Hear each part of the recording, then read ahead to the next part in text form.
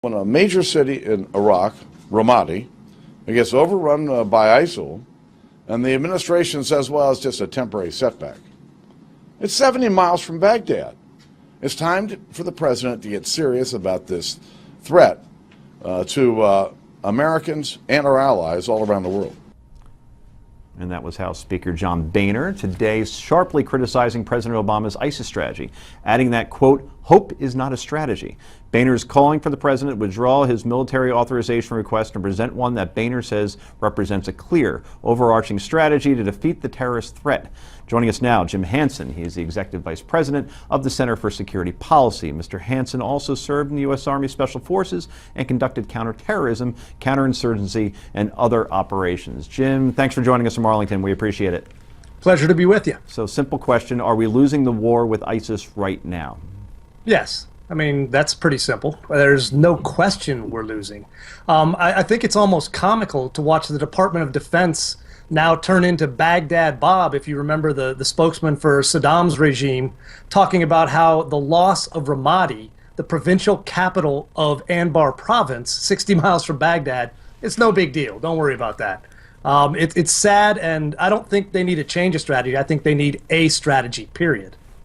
So, Jim, it's Rick Unger. So, you know what? You listen to what the speaker said. He does what so many people do, which is to criticize, right? Can you give us, in a very clear and probably oversimplified answer, what would you do differently over there to deal with this? I would arm the Sunni tribes where ISIS is operating. They're the same tribes that joined with us in the Anbar awakening to defeat the precursor to ISIS, which was al-Qaeda in Iraq. We surged troops in. We made deals with those Sunni tribal leaders who aren't big fans of ISIS and weren't fans of al-Qaeda, and they helped us defeat those guys. They could do it again.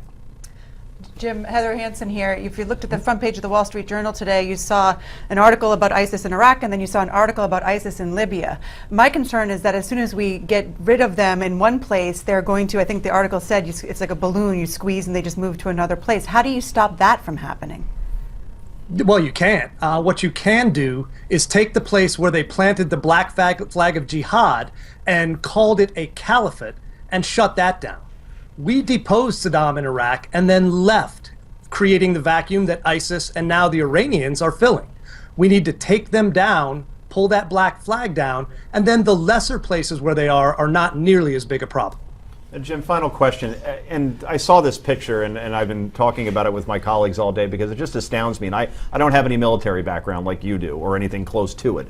But I see a parade, a convoy of ISIS pickup trucks that looks like it goes 2 miles long on an open road in pretty much what looks like an open desert. And I have to know why. We could see it. We clearly can see it. It looks like a clear day. And I'm not talking so much in the city because there may be civilians around, but shots like that, how do we not see that, and how do we not blow them away with a drone or something? It just seems too easy. How did we miss, in a city that we know is being contested, how did we miss not dropping a bomb on those guys right there? Help me. I wish I could help you. I think the problem is we are too much beholden to a strategy that doesn't take action and sits second fiddle to the Iranians. The Iranians are the best allies that the Baghdad Iraqi government has, and they're calling the shots, not us. Consequently, we don't get to make decisions like that in a timely fashion. We should. Jim, we appreciate you joining us and wish we could keep you longer. Thanks so much, though. We'll have you on again.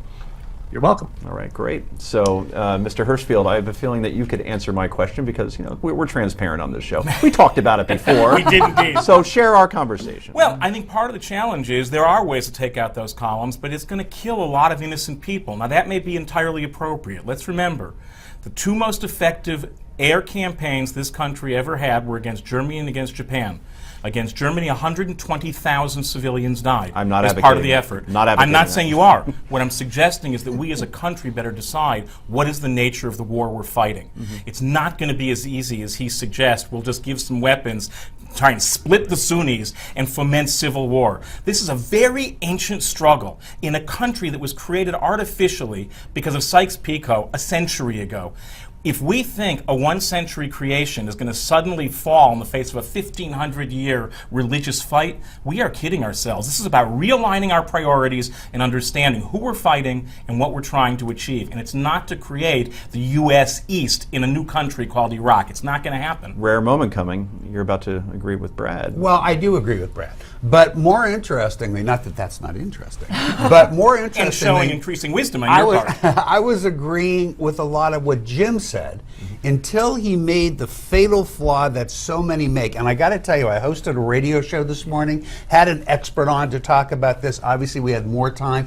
He did the same thing. He wouldn't give me an answer on what to do about it. On Look, the Sunnis, he said. For yeah, starting. well, I'm kind of with Brad on that. That's not even close to a solution, I'm afraid. I It wish worked it before, was. though, didn't it? Playing contrarian. Not really. And I wish it was that simple. But here's what makes me crazy. He couldn't help himself but to go to the fact that this is all the fault of taking our soldiers out of Iraq. It may partially be, but you know what? It's also the fault of the fact that we fired the Sunni commanders and who went over and became the commanders of ISIS. It may be the fault of the Israelis and the Saudis, who General Clark tells us were the people who really funded this to get it started. Who knows? There's all these people. But the problem is nobody. And then you get the speaker up there telling us they better get a strategy. Thank you. What do you got, Speaker Boehner? Nobody has a strategy. They just keep complaining about the other side. You politicize the war on terror.